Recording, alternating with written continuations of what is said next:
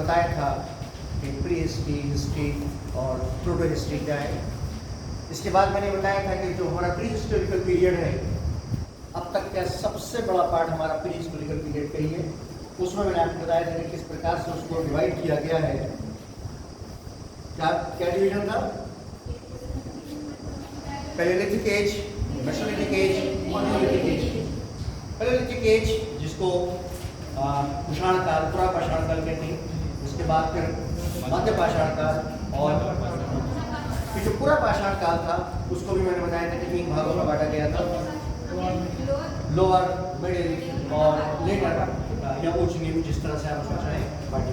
उनके मैंने आपको डिफरेंट फैक्ट्स बताए थे। देखिए इसमें जो चीज़ें इंपॉर्टेंट हैं वो उनकी साइट से क्या क्या चीज़ें अवेलेबल हुई हैं, उनकी विशेषताएं क्या है, कैरेक्टरिस्टिक क्या है। मैंने बताया था कि ये जो डिवीजन था पैलेलिथिक, मेसोलिथिक, न्यूलिथिक, ये डिवीजन भी उन कैरेक्टरिस्टिक की बेस पर है जो उस काल में पाई जाती थी। मेन चीज़ क्या थी इस काल की कि इसमें जो उपकरण, जो टूल्स यूज किए जाते थे हमारे पूर्वजों के द्वारा, वो पत्थर के थे। पत्थर के उन टूल्स में जैसे जैसे परिवर्तन होता चला गया, जाहिर है वो परिवर्तन क्या था कि बेटर होता चला गया। उसी प्रकार से इस काल को पार्ट किया गया। कल मैंने आपको कुछ नाम बताए थे कि जिन्होंने एक्सक्यूशंस किए थे, कुछ नाम वो बताए थे उन स्थानों के कि जहाँ वो एक्सक्यूशन हुए और वहाँ से जो चीज़ें प्राप्त हुई थी उनको आप लोग लिखते रहेंगे। इससे देखिए क्या एक चीज़ यहाँ ही बता दूँ कि क्लास की अपनी लिमिट होती है, टीचर की अपनी लिमिट होती है, आपके पास बुक्स और अब तो नेट भी अवेलेबल है।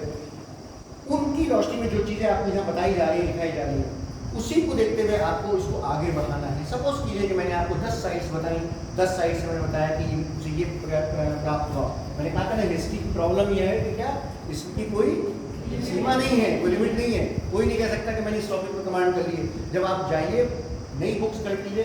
मैंने जो चीज़ें बनाई हैं कई बुक्स को पढ़ के कई चीज़ें अपने ड्राइंग नोट से बना के निकाली हैं। हो सकता है कि कुछ बुक्स में और उससे भी ज़्यादा आपको मिले, हो सकता है क्या मिलेगा आपको। तो आपको टीचर प्लस बुक दोनों को साथ लेकर चलना है, तभी आप एक अच्छी तैयारी कर सकते हैं।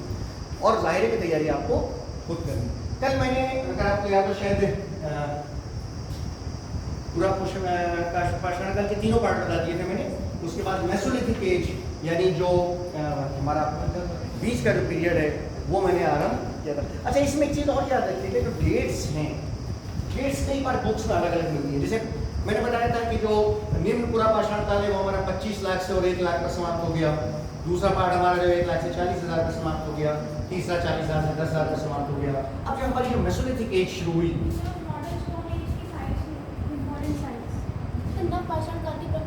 अभी तो मेसोलिथिक ही नहीं खत्म हो गई, अभी आप नौ पाषाण काल में पहुंच गई। मैं अभी उसकी भी चीजें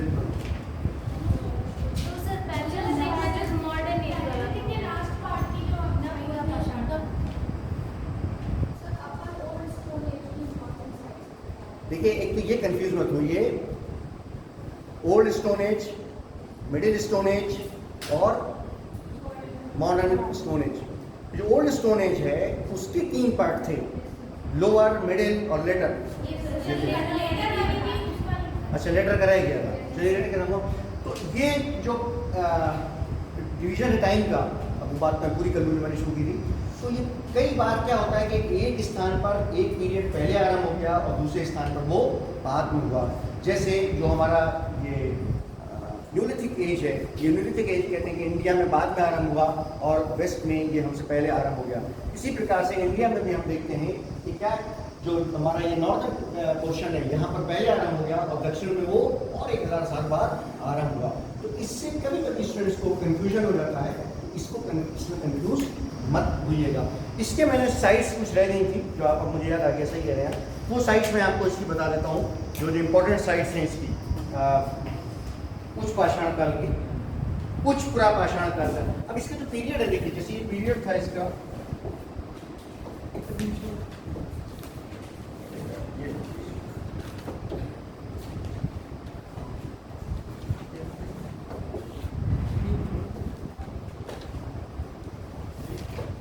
$40,000 से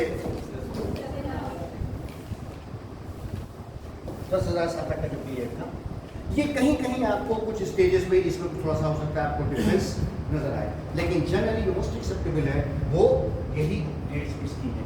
इस उच्च पुरापाषाण काल में जो है, इसमें मैंने ये बताया था आपको कि ये इसके बारे में क्या था कि एक ही हिम युग का अंतिम चरण था।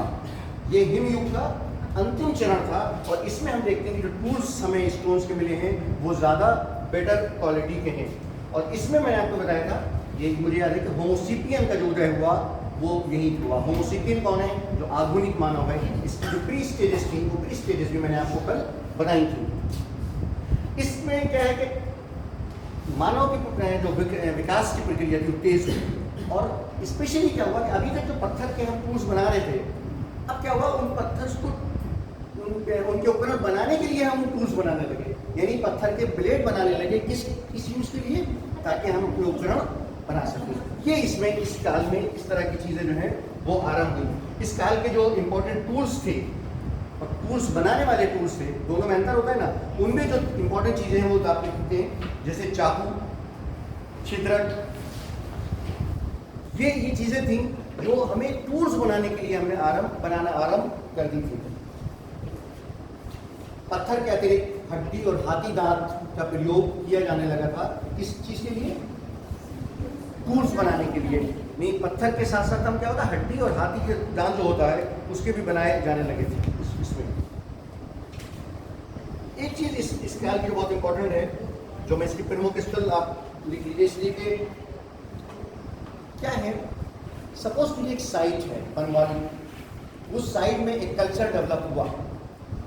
समय के बाद क्या हुआ कि वो कल्चर उसी साइट में दूसरा कल्चर डेवलप हो गया। तो क्या होता है कि कभी होता है कि एक कल्चर एक साइट के साथ समाप्त हो गया, कभी एक ही साइट में दो कल्चर डेवलप होते हैं एक साथ। उसके उदाहरण मैं भी आपको दूंगा, क्योंकि कुछ साइट्स ऐसी हैं जिसमें प्री हड़प्पन कल्चर भी है और हड़प्पन कल्चर भी हमें मिलता है। इसी प्रकार से कुछ साइट्स हैं जिसमें आपको निम्न पुरापाषाण काल भी मिलेगा और आपको मध्य पुरापाषाण काल भी मिलेगा। इसीलिए वो जो कल बताया था कि टाइम की जो ओवरलैपिंग होती है वो भी इसी आधार पर होती है, क्योंकि एक समय में दोनों चीज़ें चल रही हैं। उदाहरण जैसे दीजिए कि पहले क्या था, हमारे पास बटन वाला मोबाइल था। अब ये वाला काल जो है इसे बटन मोबाइल भी और एंड्रॉइड भी दोनों चल रहे हैं। हो सकता है कि 20 साल बाद बटन वाला मोबाइल रेडियो ट्रांसिस्टर की तरह समाप्त हो जाए और एंड्रॉइड ही बाकी रह जाए। इसी प्रकार से पुरापाषाण काल और पुरापाषाण काल और उच्च पाषाण काल, इसमें क्या है, हमें पिछले वाले काल की और उस काल की दोनों की हमें सभ्यताएं मिलती हैं, दोनों की विशेषताएं हमें उसके अंदर मिलती हैं। तो कभी भी क्लासिफिकेशन करते समय किसी भी पीरियड का ये बात चीज़ ध्यान में रखिएगा। कई बार आप जब जो मैंने लिखवाई ये चीज़ें उनको जब आप एक बार देखेंगे बाद में जाके, तो बहुत सारी साइट्स आपको रिपीट होती हुई मिलेगी। इस कल्चर में भी थी, इस कल्चर में भी थी, इस काल में भी थी, इस काल में थी। तो उसका वो क्यों है? इसलिए कि उनमें दोनों कालों की विशेषताएं पाई जाती हैं। तो पुरानी जैसे पत्थर का टूल्स बनते रहे, लेकिन अब साथ में क्या शुरू हो गया, हड्डी और हाथी दांत, उसके भी टूल्स आरंभ हो गए। इसकी जो इम्पोर्टेंट साइट्स हैं वो इम्पोर्टेंट साइट्स आप इसमें से लिख लीजिए कुछ। जैसे यूपी के अंदर बेलन घाटी है, बेलन घाटी मैं लिखूं या लिख लेंगे तो वैसे भी।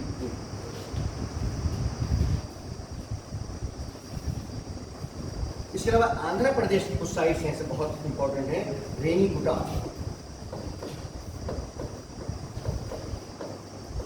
रेनीगुंटा और यरगोंडपलम,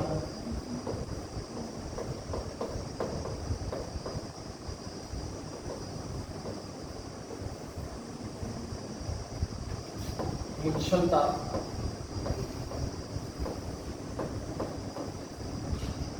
और चितानमुंदारी।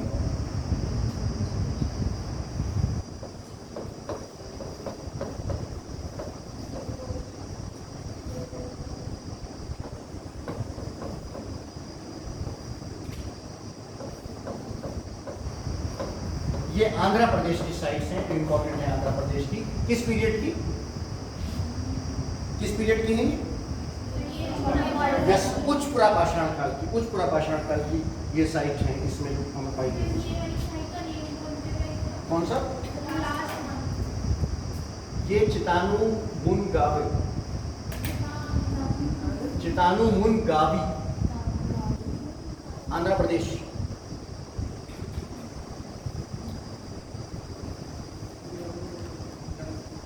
इसके अलावा इसमें हम देखेंगे कि महाराष्ट्र में इनाम गांव, इसके बारे में अभी डिटेल से भी बताऊंगा। इनाम गांव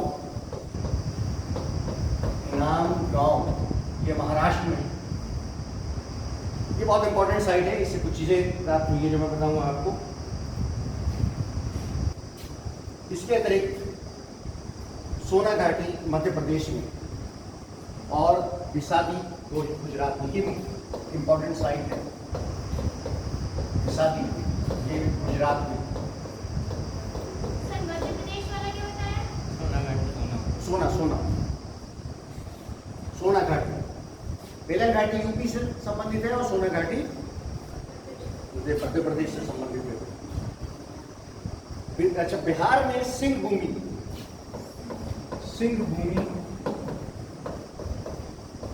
बिहार में।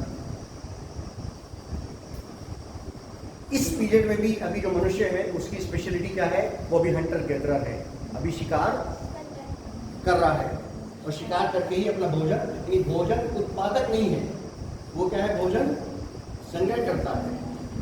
अपना फूड जो है वो भी क्या कर रहा है, जमा कर रहा है, इकट्ठा कर रहा है, वो पैदा नहीं कर रहा है, उत्पादन आरंभ नहीं किया है उसने।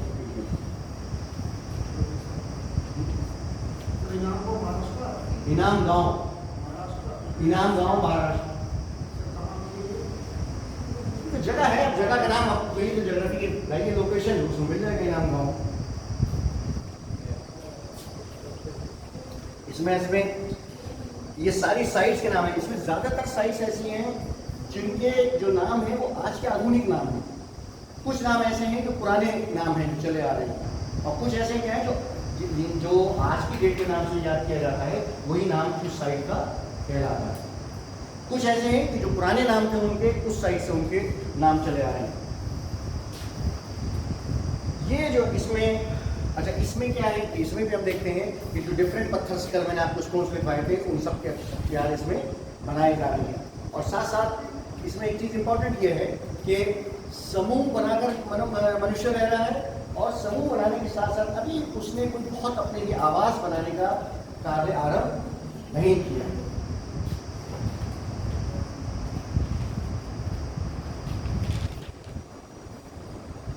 अब आइए इसमें जो हमारे, एक चीज़ मैंने कल भी शायद बताई थी आपको, अगर याद हो, कुछ गुफाएं प्राप्त हुई हैं जहाँ से चित्र जो अंकित है वो भी हमें मिली। कल मैंने बता दी थी आपको बात कहाँ से मिली।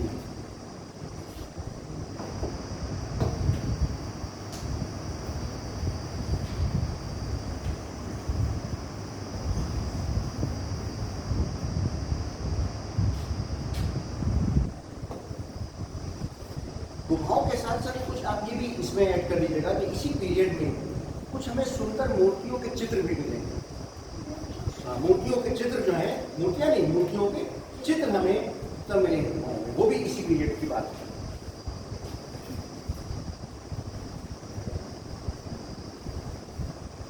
अब आइए मेन हमारा, ये तीनों पूरा पाषाण काल हमारे ओल्ड, मिडिल और लेटर पीरियड है। अब आइए हमारा जो मेसोलिथिक पीरियड है, जो मध्य पाषाण काल है, जिसका पीरियड मैंने आपको बताया था कि जनरली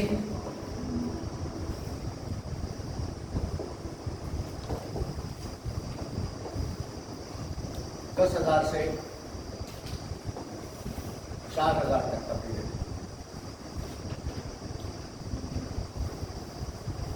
इसके बारे में सबसे पहले जिस व्यक्ति ने इंडिया के लिए डिस्कवर किया वो 1867 में कार्लाइल, 1867 में कार्लाइल, अरे सॉरी 67 ही है, कार्लाइल है। हाँ, इसने सबसे पहले विंध्य के क्षेत्र में लघु उपकरण, इस काल की विशेषता क्या है, स्मॉल टूल्स, लघु उपकरण, स्मॉल टूल्स। इसीलिए इसके लिए एक शब्द यूज किया जाता है माइक्रोलिथिक।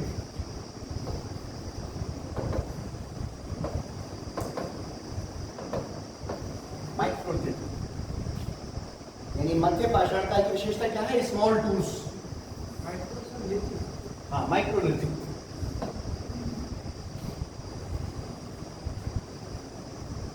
क्यों? क्योंकि स्मॉल टूल्स हैं। यानी मध्य पाषाण काल में क्या हुआ कि स्मॉल टूल्स बना लगे। स्मॉल टूल्स विकास की ओर आगे बढ़े ना, भद्दे बड़े नहीं बल्कि छोटे हैं, और इनके साइज भी इतिहास की पुस्तकों में मिलते हैं, आप चाहे लिख लीजिए 1/2 इंच से और 1 इंच तक।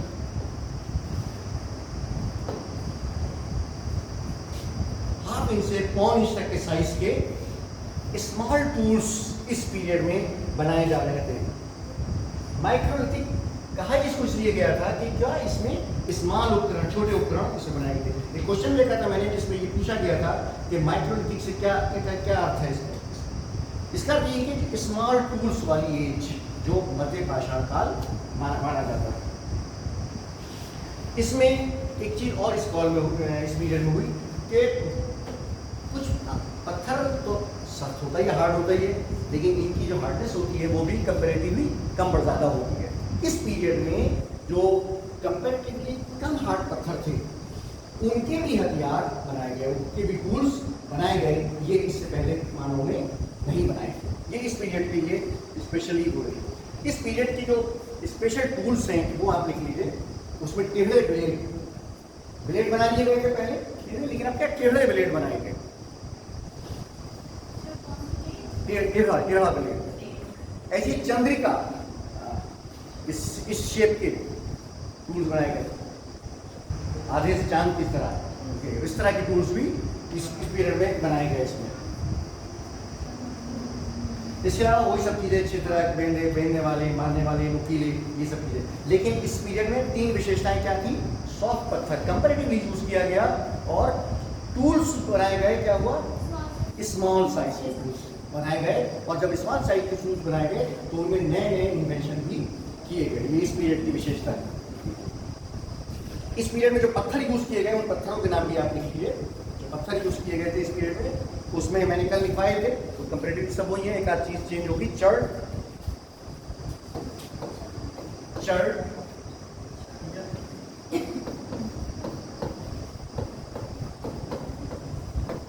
चालसेटनी, जैस्पर, ये कल भी बात हुई थी इसकी, जैस्पर, और था है,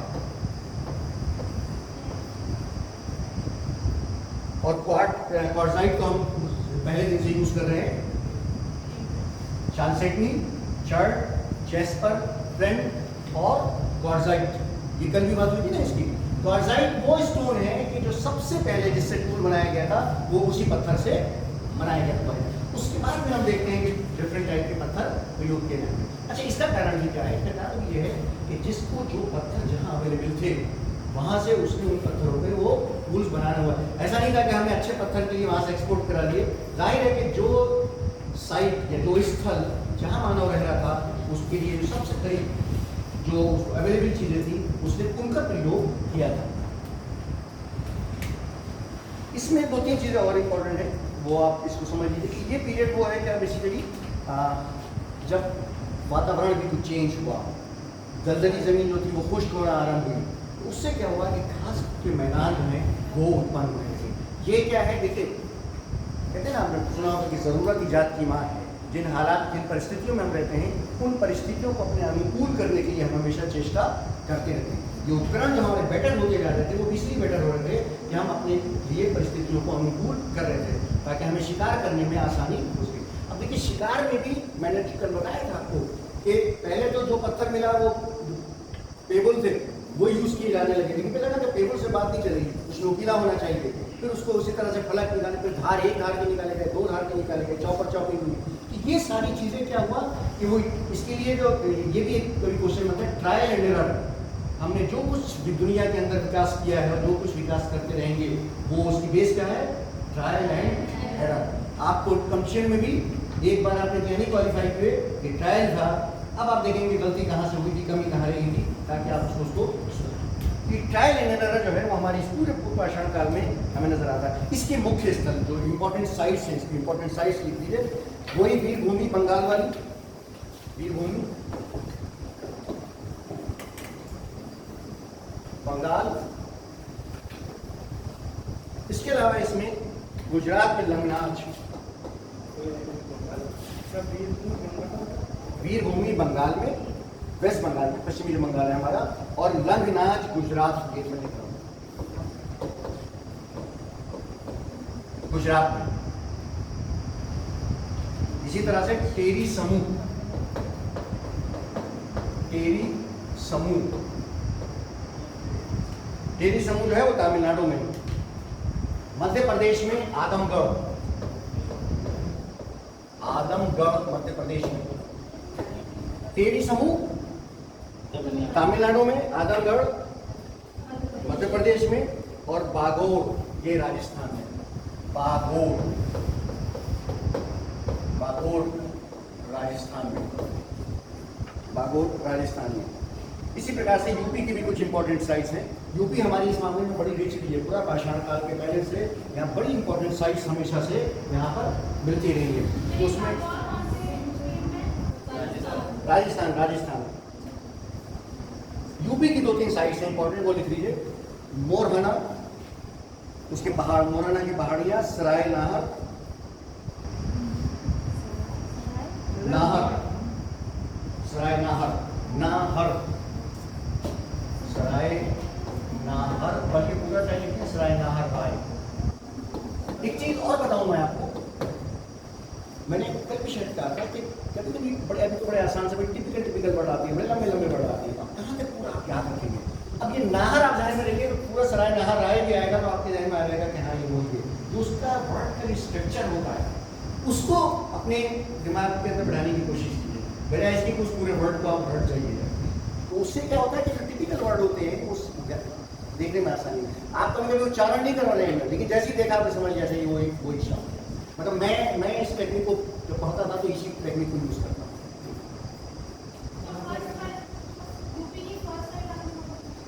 मोरहना पहाड़, दूसरी सराय नाहर, और तीसरी एक और है वो भी आप लिखिए, बहुत इंपॉर्टेंट है, उसका महदहा। मेरा भी दोस्त अभी भी इसमें हस्तिनापुर के पास, मेरठ के पास जो है वो खुदाइयाँ कर रहा है, एक्सकेवेशन, और बड़े छोटे छोटे गांव हैं जिनके अंदर वो खुदाई हो रही है, आबादी भी कम है। तो ये अब हो सकता है बागपत की साइड हो, मुझे नहीं इसकी एग्जैक्ट लोकेशन नहीं मालूम है, इतनी सारी साइट्स हैं। लेकिन अच्छा, एग्जाम में भी ये नहीं पूछेगा कि बागपत के अंदर है और ये पुरानी दिल्ली में है और नई दिल्ली में है। ये यूपी दिल्ली इस तरह से ही आपको इसको जहन में रखना होगा, वरना तो ये इनकी लोकेशन में ही पूरा टाइम निकल जाएगा, एग्जैक्ट लोकेशन में। जनरली जो बुक्स में भी मिलेगा आपको वो क्या मिलेगा, स्टेट के साथ वो साइट का मैंने कहा नाम इंपॉर्टेंट है स्पेशली, क्योंकि हिस्ट्री की किताबों में जिस नाम से उनको याद किया जाता है, लिखा जाता है, वो नाम इंपॉर्टेंट है। ज़्यादा से ज़्यादा उसकी किस स्टेट के अंदर है। अब आज वो शाहजहाँपुर से कितनी दूर है और उससे कितनी दूर है, इसकी कोई इंपॉर्टेंस नहीं है। अब 2-3 चीज़ें इसमें और लिख लीजिए कि एक जो बागोर मैंने भी आपको बताया था राजस्थान, उसकी देखिए इंपॉर्टेंट बात क्या है बागोर की। ये राजस्थान में है और राजस्थान में जहाँ तक मुझे याद पड़ा ये भीलवाड़ा जो क्षेत्र है ये वहाँ पर है, भीलवाड़ा। यहाँ पे जो सबसे पहले एक्सकेवेशन किसने किया था वो आप लिखेंगे 1968-70 में के बीच में इसका एक्सकेवेशन हुआ था, बीएन मिश्रा। बीएन मिश्रा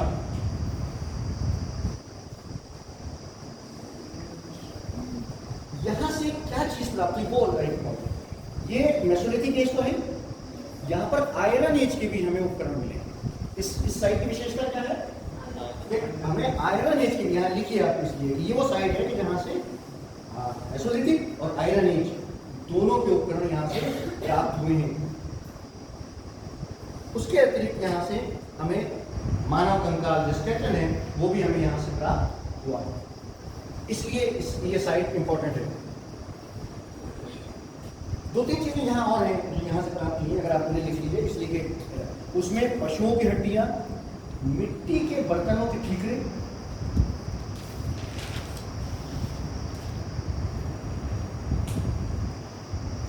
अब ये मिट्टी के बर्तन जो हमें मिले हैं वो लंगनाच, अभी लिखवाया था ना मैंने गुजरात में लंगनाच, वहां पे जो चीजें हमें मिली है वो लिखिए, उसमें वहां से हमें मिट्टी के बर्तन मिले हैं और 14 स्केलेटन मिले हैं, 14 मानव कंकाल मिले हैं उस तरह से। और उपकरण कैसे हैं यहाँ पे, देखिए उपकरण सब जगह है, टूल सब जगह है, कैसे हैं, स्मॉल टूल्स, लघु उपकरण। ये याद रखिएगा कि जब भी मेसोलिथिक की बात होगी तो वो माइक्रोलिथिक या लघु उपकरणों की बात होगी। यहाँ से हमें कब्रिस्तान भी मिले हैं, क्या चीज? यहाँ से मिट्टी के बर्तन मिले हैं, मानव कंकाल मिले हैं और कब्रिस्तान मिला है। ये चीजें हमें यहाँ से प्राप्त हुई हैं। यहाँ जिन्होंने खुदाई की थी उनका नाम भी लिख लीजिए, जो भी यहाँ खुदा गया उसमें संकालिया का, मैंने संकालिया का नाम बताया था। संकालिया और एक सुब्बा राव है, संकालिया सुब्बा राव, दो अलग लोग हैं। इन्होंने मेन इसकी जो एक्सकेवेशन किया था, खुदाई। ये याद रखिए कि ये साइट्स, इनके लिए खुदाई का शब्द या उत्खनन का शब्द या एक्सकेवेशन का शब्द यूज किया जाता है। और एक्सकेवेशन के बाद जो चीज़ें वहाँ से प्राप्त होती हैं, ये वो चीज़ें बताई जा रही हैं। और इन प्राप्त की हुई चीज़ों के आधार पर हम उस काल की विशेषता निर्धारित करते हैं। समझ में आ रही है ये बात? कब्रिस्तान मिला, पशु की हड्डियाँ भी मिली हैं यहाँ पे, और 14 मानव कंकाल जो मैंने बताया स्केलेटन, वो यहाँ से मिले हैं। ये यहाँ की बहुत इंपॉर्टेंट चीज़ें हैं इसकी। एक इसमें बहुत सारी और डिटेल की बहुत चीज़ें हैं, लेकिन वो इतनी ज़्यादा ज़रूरी नहीं है। वैसे तो मैंने कहा ना कि इसके लिए जितना आप पढ़ते जाएंगे उतनी ही साइट्स मिलती जाएंगी, लेकिन ये वो साइट्स हैं जो जनरली पिछले 10-12 सालों में कहीं ना कहीं से घूम फिर के आई हैं, पूछी गई है, और उनके पास की साइट्स और वो साइट जो कि इम्पॉर्टेंट है। ये हम जो मेसोलिथिक मध्य पाषाण काल पढ़ रहे हैं, ये मैंने इसका पीरियड आपको क्या बताया था?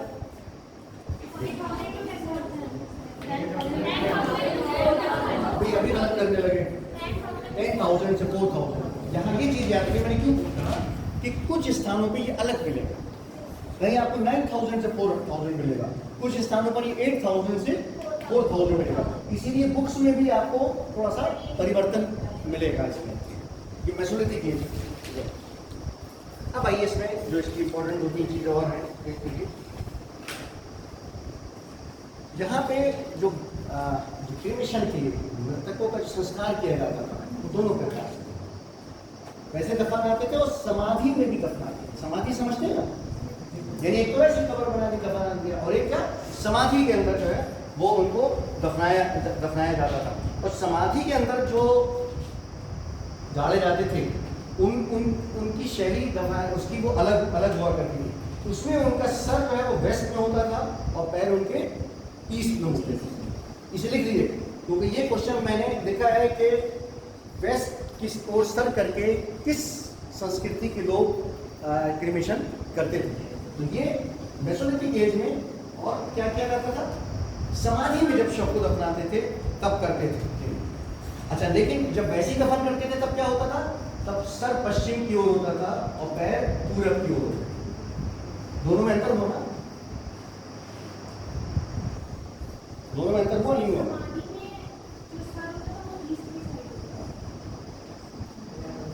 अंतर हुआ नहीं हुआ? जब समाधि में दफन करते थे तब क्या होता था कि सर वेस्ट की ओर करते थे और ईस्ट में पैर होते थे, और जब समाधि के बगैर दफन करते थे तो क्या होता था, उल्टा होता, ईस्ट और वेस्ट में इसके बीच। लेकिन मैंने कहा ना कुछ साइड, कुछ जगहों पर इसके विपरीत भी मिला है, यानी कि दफन। इसमें बस ये याद रखिएगा कि जो दफन करने का तरीका था गाड़ने का, वो वेस्ट ईस्ट था, या तो वेस्ट से ईस्ट था या ईस्ट से वेस्ट था। बस ये मोटी सी चीज इसमें आपको ये इंपॉर्टेंट रखनी है। कुछ इसमें साइड है, जैसे एक साइड है इसमें ले कहीं का, जहाँ जी, अच्छा इसको कर दूं, कहाँ से बताया गया आपको? यहाँ से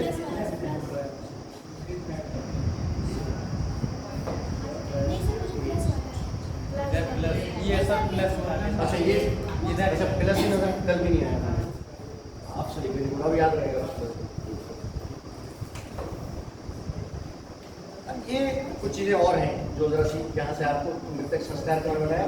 ऐसी ही चूल्हों से यहाँ से अधजली हड्डियाँ मिली। क्या मिली? चूल्हों से अधजली हड्डियाँ।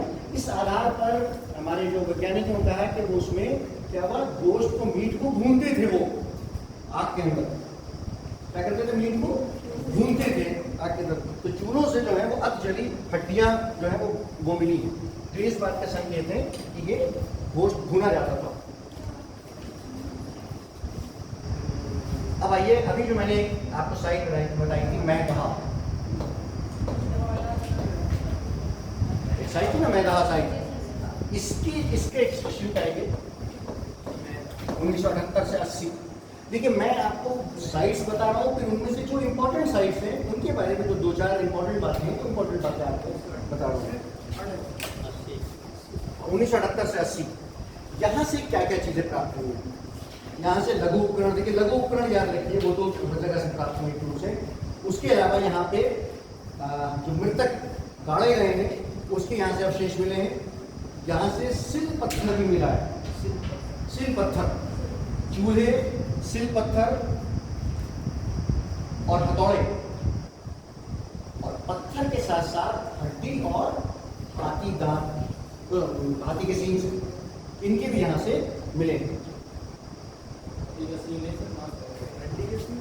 हाथी दांत और हड्डी। सींग का मतलब है जो सींग होता है जानवरों का, उसके सींग के भी उपकरण इस जगह से प्राप्त हुए। सींग के टूल्स, सींग वही जानवरों वाला जो सींग होता है, उसके टूल्स भी यहाँ से प्राप्त हुए। एक साइट और जो यहाँ की इंपॉर्टेंट है वो है दमदमा। जी हाँ, दमदमा। इसका 1982 से 87 के बीच में एक्सकेवेशन हुआ। यहाँ से भी हमें ब्लेड, बड़ी संख्या में ब्लेड और वही छेदरक और वो चंद्रिका आकार वाले टूल्स, वो यहाँ से बड़ी संख्या में हमें मिले हैं। और यहाँ पे हमें 41 मानवों की ग्रेव्स, कब्रें मिली हैं जिनको बंद किया है, 41। ये बड़ी संख्या है। अब से हजारों साल पहले किसी एक जगह एक बड़ी आबादी एक साथ इतने का अर्थ यह है कि वहाँ पर पॉपुलेशन, आप पॉपुलेशन का रेशो देखिएगा, इसीलिए इसकी इम्पोर्टेंट है। इसमें दमदमा में 41 मानवों के गाड़े होने के अवशेष प्राप्त हुए हैं। दफन, जिसको हम मुस्लिम लोग दफन बोलते हैं ना, दफन कर दिया, गाड़ दिया जमीन में। देखिए क्रेमेशन के 3 ही तरीके जनरली रहे हैं, गाड़ दिया या जला दिया या अस्थियों को गाड़ दिया। तो गाड़ दिया पूरे मनुष्य को मरने के बाद, या क्या कर दिया, जला दिया, या जलाने के बाद अस्थियों को दफन कर दिया, गाड़ दिया। अस्थियां बाहर भी रहती हैं कहीं में, और अस्थियां बहाने से पहले अस्थियों को गाड़ने की परंपरा थी। ये 3 क्रेमेशन के तरीके थे।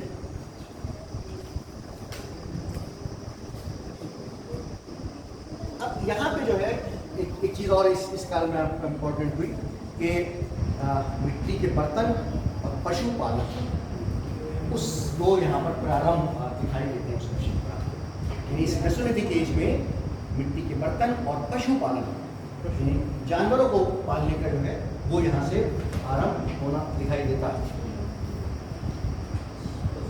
इसके साथ साथ इसी काल में बहुत ही प्रारंभिक कृषि के हमें भी संकेत मिले हैं, प्रमाण मिले हैं। यानी पशुपालन और कृषि डेवलप नहीं हुई है, लेकिन कुछ साइड क्या है कि इसके हमें कुछ अवशेष प्राप्त हुए हैं। कुछ चीजें जो है वो मनुष्य ने उपजाना करना आरंभ कर दिया था। ये कब, किसने आरंभ किया है? अब तक हम जो थे वही थे, शिकार करने वाले, वही खाने वाले, हंटर गैदर थे। या जो ज्यादा क्या था कि जो जंगली वाले या जो चीजें अवेलेबल थी उनको यूज करते थे। पहली बार प्राइमरी लेवल के ऊपर क्या किया हमने, खुद उगाने की चीजें आरंभ, ये यहाँ से इस मेसोलिथिक एज में आरंभ हुई। इसके बाद आइए जो नवपाषाण काल है, जिसको न्यूलिथिक एज कहते हैं। नवपाषाण काल या न्यूलिथिक एज। अब इसकी भी देखिए, इसकी भी टाइमिंग में बड़ी समस्या है हमारे उसमें। देखिए इतिहास में हमेशा एक बात कहता हूँ कि इसकी गर्दन सबसे कमजोर है। जो चाहता है इसकी गर्दन पकड़ के अपने हिसाब से करना आरंभ कर देता है।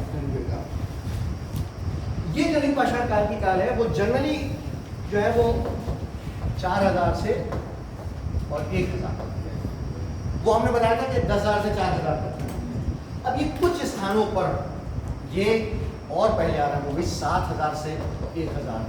कुछ स्थानों पर 9,000 पहले आरंभ हो गई। भारत से बाहर की बात,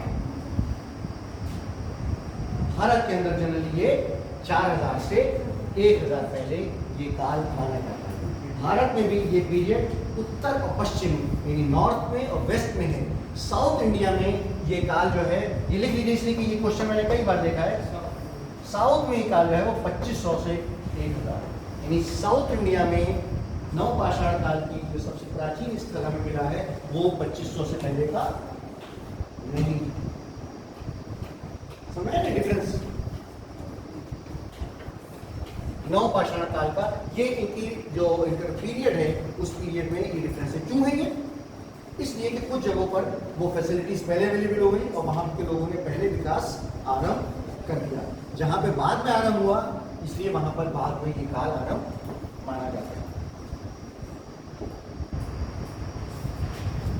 इसकी कुछ जो इंपॉर्टेंट साइट्स हैं उसमें मेहरगढ़ है। ये पूरे हमारे प्राचीन काल की इंपॉर्टेंट साइट है। मेहरगढ़ बलूचिस्तान में, जो अब पाकिस्तान में है।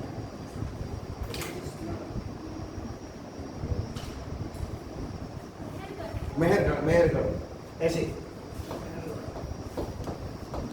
मेहरगढ़ बलूचिस्तान में है, पाकिस्तान में। इसके अलावा दो तीन आप साइड इसमें और लिखे, अभी हम पढ़ चुके थे ना उस वहां पे आदमपुर याद है? आदमगढ़ याद है? आजम नहीं, आदमगढ़। ऐसी पागौर भी याद होगा। वहां पे वो साइड थी, लेकिन जो नवपाषाण काल की संस्कृति है वो यहाँ दोनों जगह प्रवेश करती है, दोनों जगह पर। यानी इसका अर्थ ये हुआ कि पागौर और जो आदमपुर है वहां पर क्या है, में दोनों साइड दोनों कल्चर है, यानी मेसोलिथिक भी है और न्यूलिथिक भी है। ये समझ में आया कैसे होगा? मैंने आपको बताई थी, इसी उदाहरण दिया था कि अभी बटन वाला मोबाइल भी चल रहा है और एंड्रॉइड भी चल रहा है। ये दोनों का काल है। हो सकता है कि अब से 2000 साल बाद जब इतिहास लिखा जाए तो बताएंगे साहब प्राचीन काल में बटन का यूज करते थे, फिर कुछ दिनों तक बटन के साथ एंड्रॉइड भी यूज हुआ, इधर हो गया। तो ये जो दोनों बस्तियां हैं इस तरह, ये क्या है, यहाँ पे मेसोलिथिक और न्यूलिथिक दोनों एज के हमें यहाँ पर मिलते हैं। क्या क्या चीज़ें मिलती हैं इंपॉर्टेंट है इसमें, इसमें वो चीज़ें जरा से मैं बता दूँ आपको। पॉलिश किए हुए उपकरण, पॉलिश्ड उपकरण, पॉलिश्ड पत्थर की कुल्हाड़ियां मिलती हैं।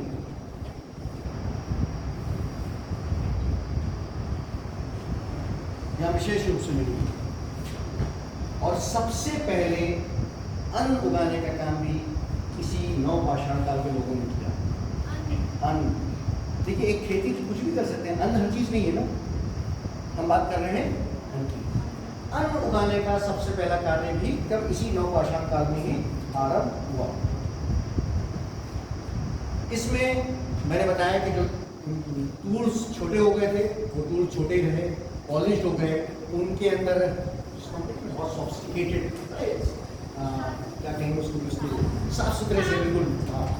ये नहीं कहीं तो ओवर खावर पत्थर है कोई निकले में, नहीं, बहुत ही स्मूथ सरफेस उनके बहुत अच्छे और छोटे उपकरण और पॉलिश्ड उपकरण, ये हमारे क्या है इस नवपाषाण काल की विशेषता। बिल्कुल। अब इसमें दो तीन चीज़ें और बहुत इंटरेस्टिंग है, वो मैं आपको इसमें बता दूँ कि इसमें कृषि में यूज़ करने के लिए पत्थर की कुदालें वो यूज़ करते हैं। भाई जमीन कैसे जुताई होगी ना, उसकी बुआई होगी, करते तो पत्थर की कुदालें थी जिनसे वो जमीन को तोड़ने का कार्य करते थे। और पत्थरों के नोकीले डंडे, पत्थरों के नोकीले डंडा तो मैंने यूज़ कर दिया शब्द, यानी नोकीले पत्थर डंडे की शक्ल, ये और उन कुदालों से ये क्या करते थे, जमीन को तोड़ते थे कृषि के लिए। इन्होंने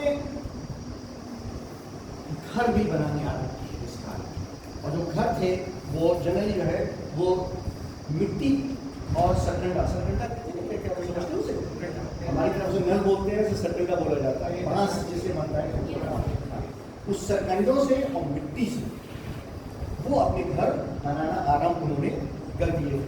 और ये आरंभ जो है ये जनरली गोल, गोलाकार और रेक्टेंगल घर बनाए जाते। कैसे घर बनाए जाते थे, गोल और रेक्टेंगल, ये इस तरह के घर हैं वो हमें आरंभ हुए। और स्थायी रूप से उन्होंने, यानी जब घर बने तो उन्होंने स्थायी रूप से रहना भी सीख लिया, इसलिए कि अब घर मिल गया था। जो जानवर ये पालते थे, पशुपालन पहले आरंभ कर दिया था, मैंने बताया था, लेकिन बड़े स्तर पर नहीं था। अब इस में यहाँ पे जिन्होंने उसमें गाय, बैल, भैंस, बकरी, ये सब चीज़ें इन्होंने क्या किया, पालना शुरू कर दी। कुछ जगहों पर इतिहासकार कहते हैं कि घोड़े पालने का भी था, लेकिन उसके बारे में पहले डिबेटेबल टॉपिक है, कुछ इतिहासकार इसके पक्ष में है, कुछ इसके पक्ष में नहीं, लेकिन घोड़े का अवशेष नहीं मिले हैं। लेकिन कुछ कहते हैं कि घोड़ा भी उनके लिए पालतू जानवर था। मेहरगढ़, ये लिख लीजिए मेहरगढ़। अभी मेहरगढ़ की बात हुई थी ना, आप देखिएगा, आपको लिखा होगा मेहरगढ़ में गेहूं, जौ और रुई उगाए जाते। गेहूं, जौ और रुई उगाई जाती है। बाजरे, बाजरे तो बाजरा हो नहीं, मेज बाजरा हुआ, बाजरे जौ हुआ। इलाहाबाद से के पास की कुछ साइड से चावल के प्रमाण भी मिलेंगे, चावल के प्रमाण भी।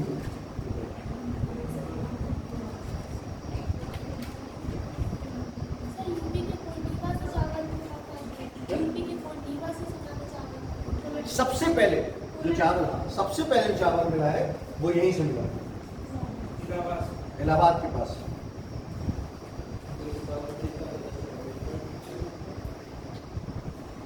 अब क्या हुआ, इन्होंने फिर अनाज रखने, अनाज को पकाने, अनाज को खाने, उसके लिए बर्तन की भी आवश्यकता हुई। तो आज हम देखते हैं कि बर्तन आरंभ हुए, और सबसे पहले क्या कहते हैं उसको, तुम्हारी तुम्हारे वाली जो वो चार तो होते ही, अरे उसे क्या कहते हैं, इस प्रोफेशन को क्या कहते हैं, पॉटरी का जो प्रोफेशन है तुम्हारे, वो पॉटरी वो आरंभ हुई यहाँ पर बड़े। और बर्तन हाथ से और चाक से दोनों से बनाए जाते थे, इसे लिख लीजिएगा, हाथ से और चाक से दोनों से बनाए जाते थे। इसको पॉटरी कहते हैं, और हिंदी में इसके लिए मृत भांड का शब्द यूज किया जाता है। इतिहास की किताबों में इसके लिए भांड या पॉटरी यूज किया जाता है, दोनों तरह से बनते थे। ये जो बर्तन सबसे पहले बनाए गए वो ग्रे पॉटरी कह रहे हैं। क्या कह रहे हैं? ग्रे पॉटरी कह रहे हैं। इसके लिए हिंदी में जो शब्द यूज करते हैं उसका धूसर मृत भांड, वो ज्यादा मुश्किल लगता है, धूसर तो ग्रे पॉटरी जो है वो सबसे पहले यूज की गई। यहाँ पे एक और बहुत इंपॉर्टेंट चीज़ है, कश्मीर की एक वो लिखिए आप साइड, बहुत इंपॉर्टेंट है, बड़ी उसमें इंपॉर्टेंट चीज़ें हैं। कश्मीर में बुर्जा होम, बुर्जा होम कश्मीर, ये जो बुर्जा होम कश्मीर है, यहाँ पे हमें ये एक तो ग्रे पॉटरी मिली है हमें यहाँ से, और उसके अतिरिक्त यहाँ पे क्या हुआ कि कब्र में पालतू कुत्ते को भी दफन किया जाता था उसके मालिक के साथ। ये विश्व में और कहीं नहीं मिली। इतिहासकार कहते हैं कि भारत के अलावा के मालिक के साथ उसके कुत्ते को भी उसके कब्र में गाड़ दिया जाता था। है क्या चीज?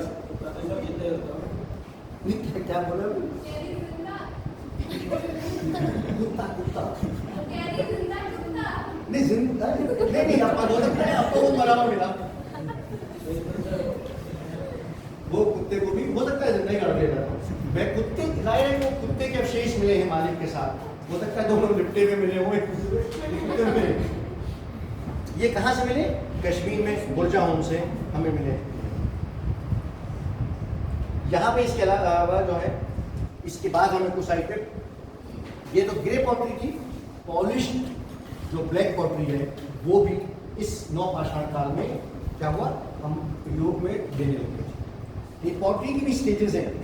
ग्रे पॉटरी हाथ से बनाए हुए, फिर चाक पर बनाए हुए, चाक पर ग्रे पॉटरी, फिर पॉलिश, फिर ब्लैक पॉलिश, फिर उसके ऊपर चित्रकारी की। ये डिफरेंट स्टेजेस पर गुजर कर ये बर्तन मिट्टी के हम तक पहुँचे। अब पता नहीं आप तो खैर बिल्कुल जाओ, मैंने अपने बचपन में मिट्टी की हंडिया में वो जो उड़द पकते हैं वो उड़द पका करते थे।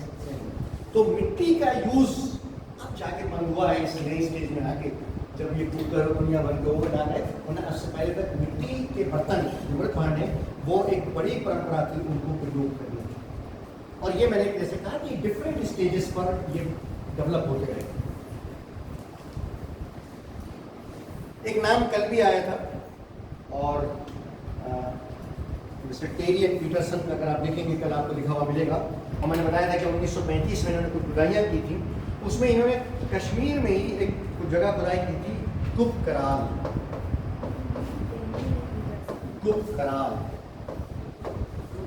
कुपकराल, इसका अर्थ है कुम्हार की गुहा। कुम्हार की गुहा, गुप्तकाल। यानी इसका अर्थ यह है कि हो सकता है उस वक्त की क्या बर्तनों की इंडस्ट्री हो कोई यहाँ पर, जो इसका नाम भी ये नाम गुप्तकाल, ये कश्मीर में जगह है। टेरियन पीटरसन, मैंने बताया था आपको कल भी उसका नाम, उनका नाम आया था, उन्होंने इसका एक्सकैवेशन किया था। अच्छा, ये अभी एक नाम मैंने जो कश्मीर का बताया था पूजे में, इसकी मीनिंग भी लिखी। इसका एक और नाम है, इसका इसका अर्थ है जन्म स्थान। क्या है इसका? जन्म स्थान। जो इसका अर्थ है जन्म स्थान।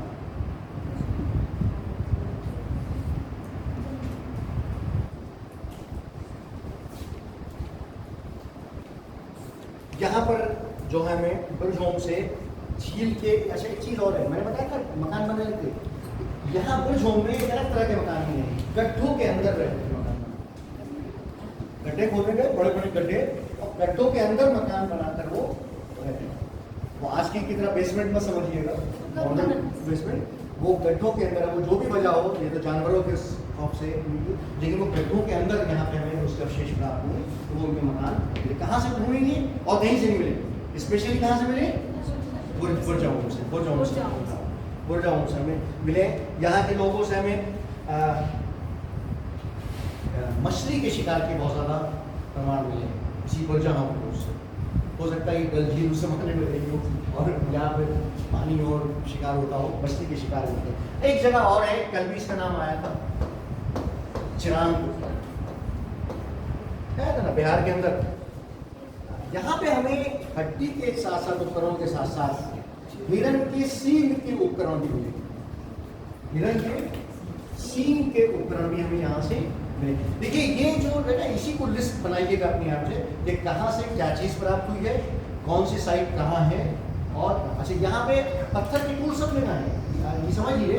क्या है, ये जो मैं अलग से चीज़ें लिखवा रहा हूँ, ये तो रेयर चीज़ें नहीं, मेन जो क्या चीज़ मिल रही है हमें, पत्थर के टूल्स मिल रहे हैं। उसी आधार पर ये पूरी स्टोन एज भी कहलाती है।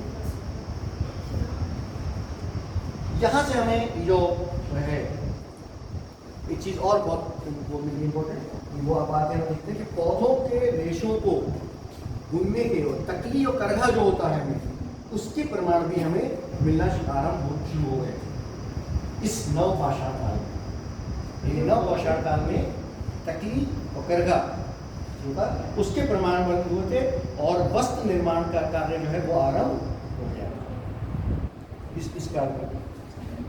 और मैंने बताया था आपको कि जो क्रिमेशन के तीनों तरीके थे, यानी जला दिया, जलाने के बाद या उनकी अस्थियों को कलश में, जो अभी तक हमारी परंपरा है, कलश में दफन करने का विश्वास था, उसमें मिले हमें अवशेष। और सबसे ज़्यादा परंपरा वही थी कि ज़मीन के अंदर दफन करने के कांडे की परंपरा मिली। इस काल में अब जो मनुष्य है वो क्या बन गया, मैंने एक शब्द पहले कहा था कि वो भोजन कलेक्टर से भोजन उत्पादक बना। अब भोजन उत्पादक बन गए इस नवपाषाण काल में आने के बाद, वो भोजन उत्पादक बन गया। अब इसमें देखिए बड़े इंटरेस्टिंग 2-3 चीज़ें। ये क्वेश्चन मैंने देखा था कि ये भारत में, कई हमारे बड़े विद्वानों का मानना है कि भारत में ये नवपाषाण काल संस्कृति ये वेस्ट एशिया से आई। कहाँ से आई है? वेस्ट एशिया, ईरान, उसके बाद उधर इराक का पोर्शन है, और ये पहले वहाँ डेवलप हुई और वहाँ से ये आई। लेकिन जैसे इतिहासकार हमेशा डिबेट करते रहते हैं, इनमें बहुत से बात के इतिहासकार कहते हैं कि ये वहाँ अलग डेवलप हुई और यहाँ पर अलग डेवलप हुई। लेकिन ये एक बड़ी इसकी परंपरा है कि जो लोग इसको मानते हैं कि वहाँ से यहाँ पर वो ट्रांसफर किए। इसमें जो इम्पोर्टेंट नाम है उसका नाम आप लिख लीजिए, गॉर्डन चाइल्ड। बहुत इंपॉर्टेंट व्यक्ति है ये थ्योरी इसने दी थी कि वेस्ट एशिया से ये संस्कृति हमारे यहाँ आई है, भारत में आई।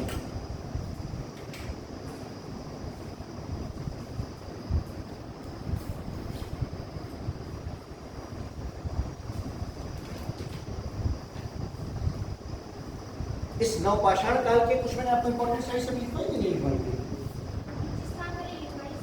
दो तीन इसमें इंपॉर्टेंट साइट्स और लिख लीजिए जो अब इंडिया में नहीं रही, लेकिन मेरा वो इंडिया का पार्ट है, और जिस तरह हम हिस्ट्री पढ़ते हैं वो एक ही सीक्वेंस में पढ़ी जाती है। उसमें किली गुल मोहम्मद, किली गुल मोहम्मद,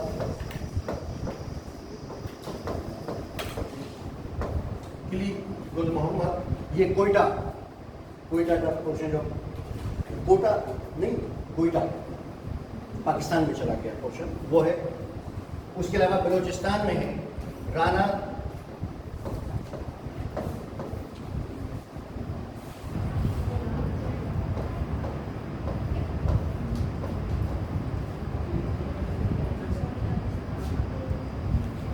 धुंडई, ये बलूचिस्तान में, राणा धुंडई, ये बहुत इंपॉर्टेंट साइट्स है जो अब इंडिया में नहीं है। ऐसी रावलपिंडी में सरायखोला, सरायखोला,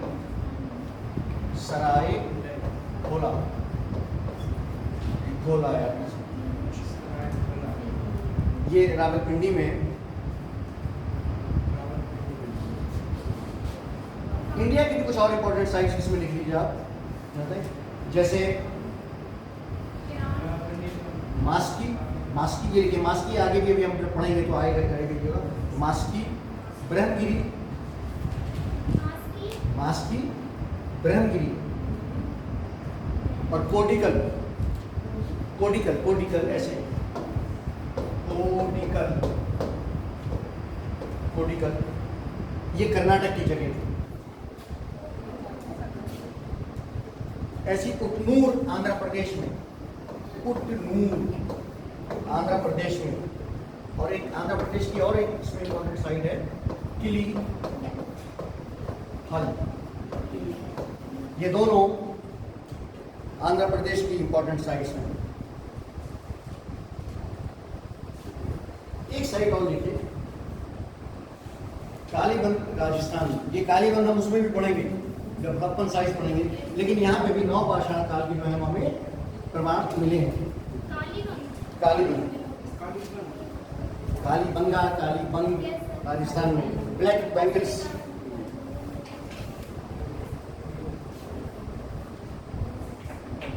चावल से मैंने बताया था पूरे, उसके बाद कोल्डिवा की भी बात आई थी, कोल्डिवा से भी हमें कृषि के बहुत सारे अवशेष प्राप्त हुए हैं।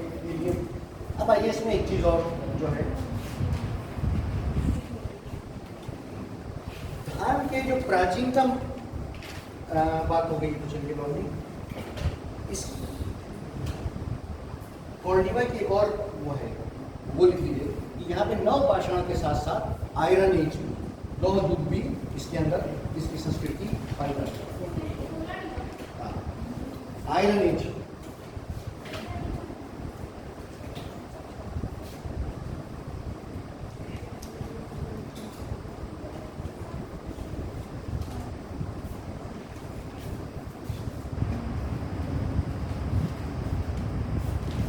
अच्छा ये बात हो गई तीन प्रकार से किस तरह दफन किया जाता था, ये तीनों प्रकार समझ में आ गई। चलिए मैंने क्लियर कर दिए पहले आपको।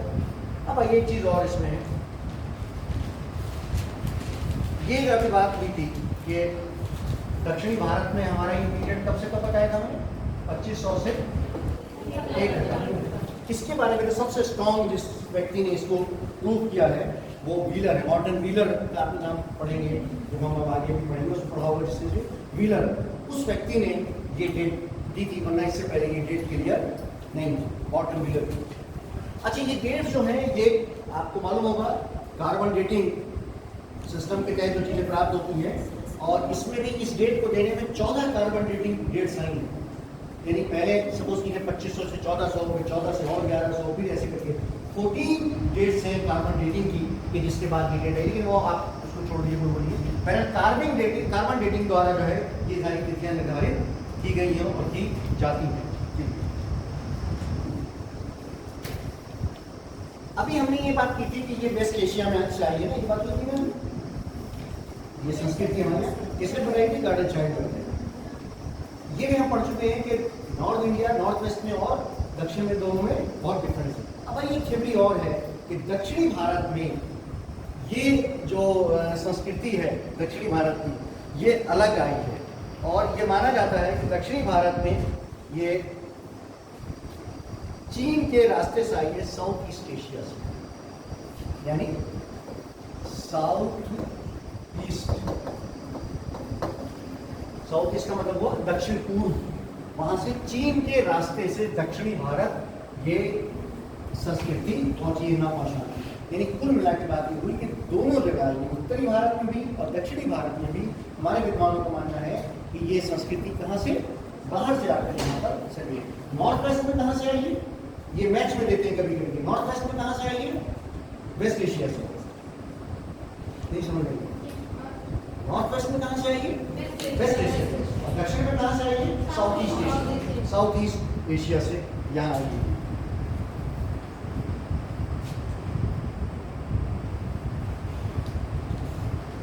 एक और यहाँ पे अभी हमने मिस्टर संगालिया का नाम लिया पर्टिकुलर का, इनकी एक थ्योरी और है। वो कहते हैं कि ये दक्षिणी भारत में भी वेस्ट एशिया से ही आई है। कहाँ से आई है, दक्षिणी भारत भी कहाँ से आई है, वेस्ट एशिया। ये इसलिए आपको देखना जरूरी है कि ये क्रॉस करने में, मैच करने को देते हैं कि जो थ्योरीज है उस संस्कृति कहाँ से कहाँ ट्रांसफर हुई है, कहाँ से कहाँ शिफ्ट हुई है।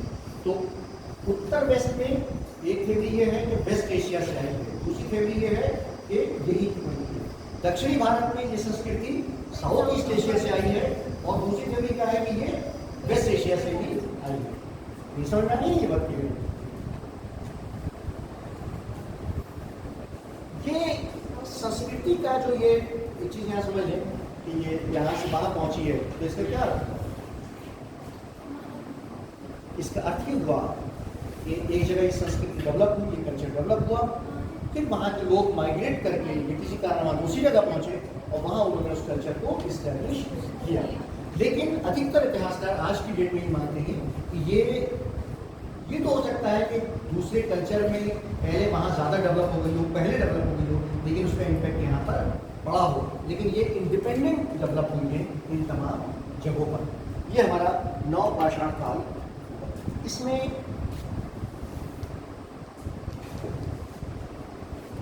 स्टोन एज होती है। स्टोन के एज के बाद क्या आती है, मेटल एज आ जाती है। धातु में आपको मालूम है कि सबसे पहले कौन सी मेटल यूज किया गया, कॉपर, तांबा सबसे पहले यूज किया गया, उसके बाद ब्रोंज यूज किया गया, और उसके बाद आयरन यूज किया गया। कॉपर और पत्थर दोनों एक साथ यूज किए जाते हैं। उस एज के लिए एक शब्द यूज किया जाता है, चालकोलिथिक। ताम्र पाषाण काल जिसको हिंदी में कहते हैं, चालकोलिथिक एज कहते हैं। यानी इसमें हम देखते हैं कि पत्थर के उपकरण यूज किए जा रहे हैं और साथ साथ कॉपर के उपकरण यूज किए जा रहे हैं। तांबा का आविष्कार कहाँ हुआ सबसे पहले, कई थ्योरी है, तो वही बात मोस्ट एक्सेप्टेबल जो है वो कहाँ हुआ, मेसोपोटामिया में। अरे यार इसको मेसोपोटामिया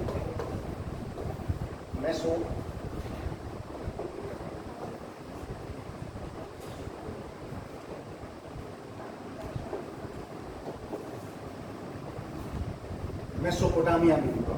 और इसकी जो डेट बताते हैं, उसकी डेट में क्या तो आमतौर पर यह माना जाता है कि ये BC 3000 से 2000 BC या 5000 से 4000 BC के बीच में इसका आविष्कार हुआ, या इसको खोजा गया, ताम्र पाषाण।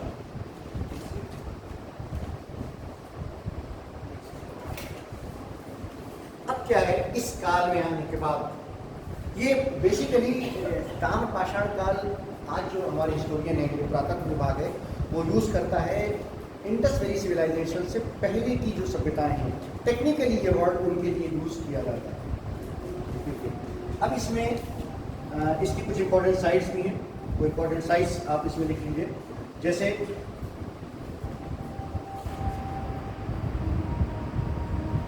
मैं इसमें अभी आपने पढ़ा था, मैंने बताया उनका आहार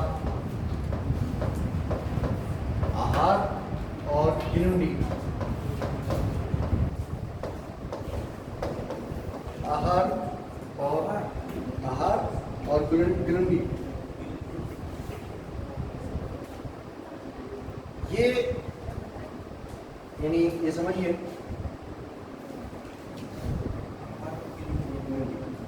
बाद जो और इम्पोर्टेंट इसकी दूसरी साइड से, ये कहाँ पर है? राजस्थान, और जनरली ये साउथ ईस्ट जो राजस्थान है वहाँ पर ये साइड्स। इसके बाद जो साइड्स है वो है मालवा, कायथा और एरन। मालवा,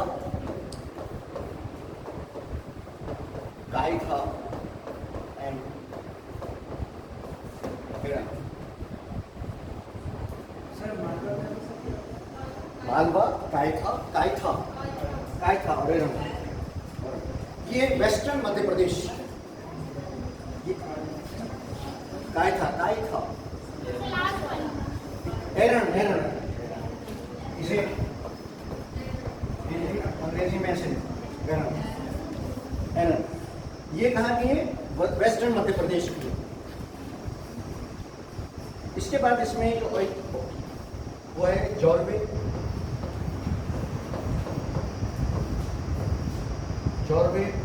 नेवासा,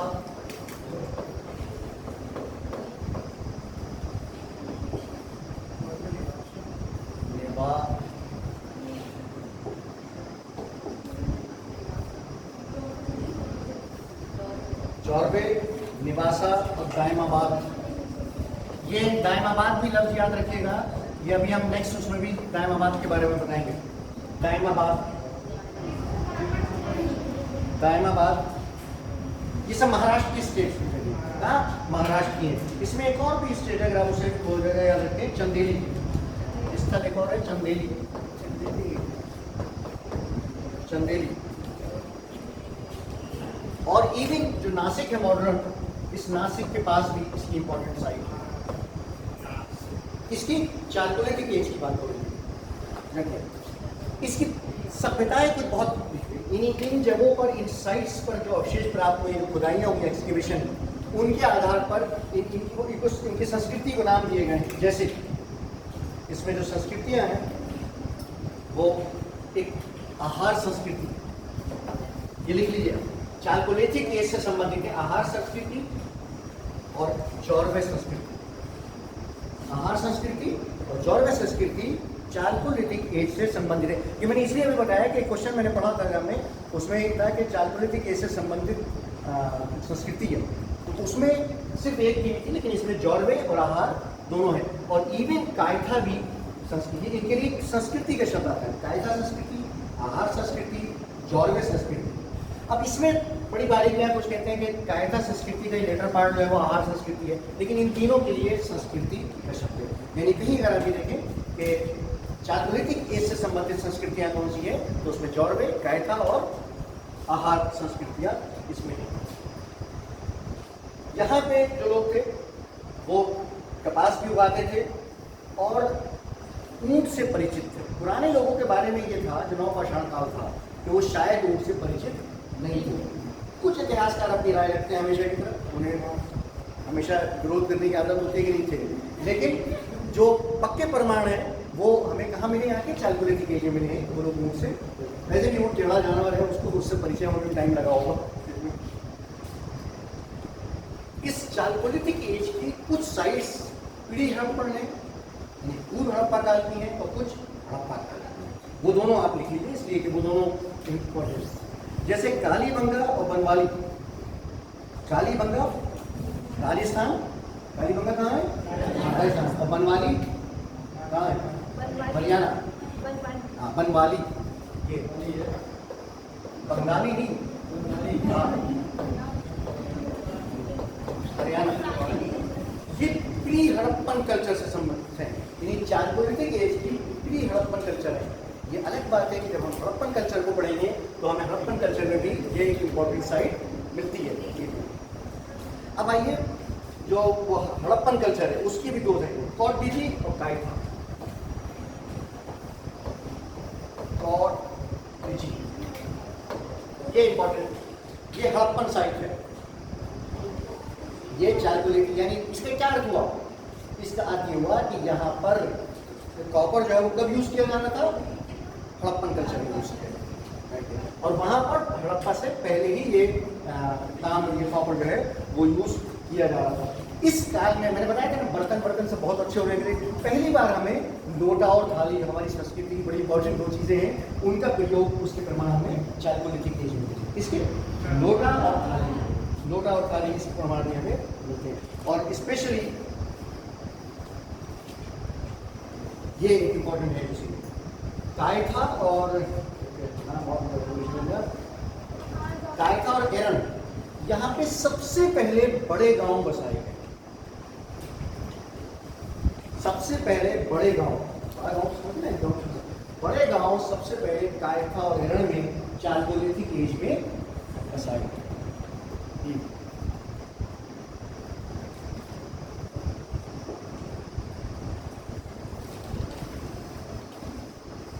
महाराष्ट्र के हमें कुछ स्थानों से कपास, सन और रुई इनके धागे प्राप्त हुए। सन समझते हो ना?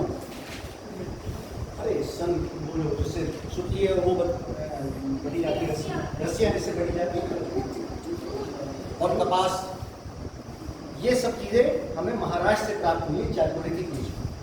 ये भी आप लिख लीजिए।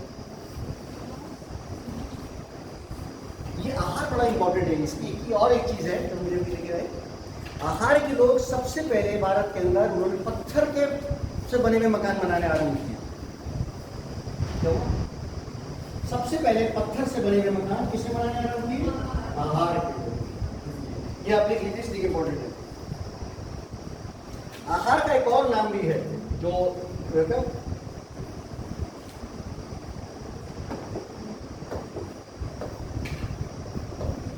ताम्रपति।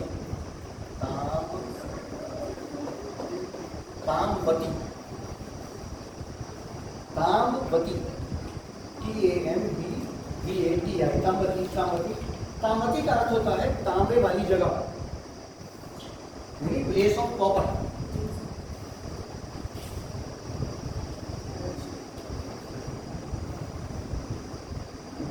हमने अभी जो इनाम गांव की बात की थी, मैंने कहा था मैं आपको बताऊंगा, इनाम गांव में हमें मकान प्राप्त हुए बड़ी संख्या में, और उन मकानों की बड़ी विशेषता ये है कि वो गोलकार मकान भी है, गोल मकान है, गड्ढे के अंदर भी मकान है, और एक मकान वहां से प्राप्त हुआ है जो 4 गोल कमरों का है, और उसमें साथ में एक अनाज की कोठरी भी है जिसमें वो लगता है कि वहाँ के किसी राजा, उस जमाने में किसी मुखिया का होगा, और वो जो टैक्स के रूप में जो देश आता होगा वहाँ इकट्ठा किया जाता होगा।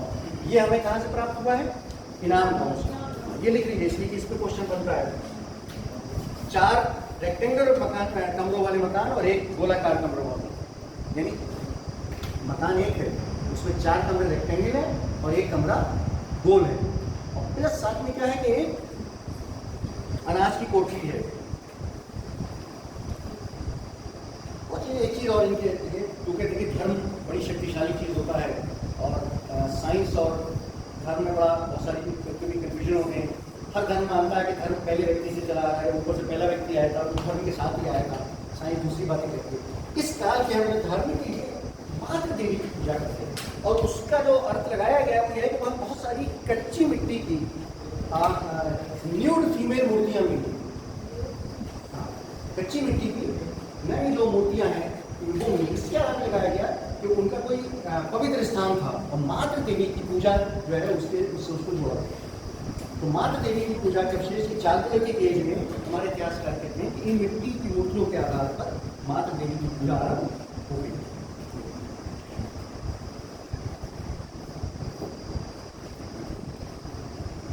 अब ये जो मैंने आपको सारी साइट्स बताई, इसमें मैंने मोस्टली इंपॉर्टेंट साइट्स कवर कर दी। अब इनको आप अपनी टेबल बना के जब आप पढ़ने बैठेंगे तो इनको मैंने कुछ साइट्स कभी इधर बता दिए, कभी इधर बता दिया, लगेंगे आप इनको एक जगह बैठ के टेबल बनाइए, किस साल की कौन सी साइट है, उन साइट से क्या क्या चीज़ें प्राप्त होंगी। तो उससे एक बार जब आप अपने तौर पर दोबारा इसको लिखेंगे तो आपको उसमें याद करने में आपको आसानी होगी, समझने में आपको आसानी उसमें।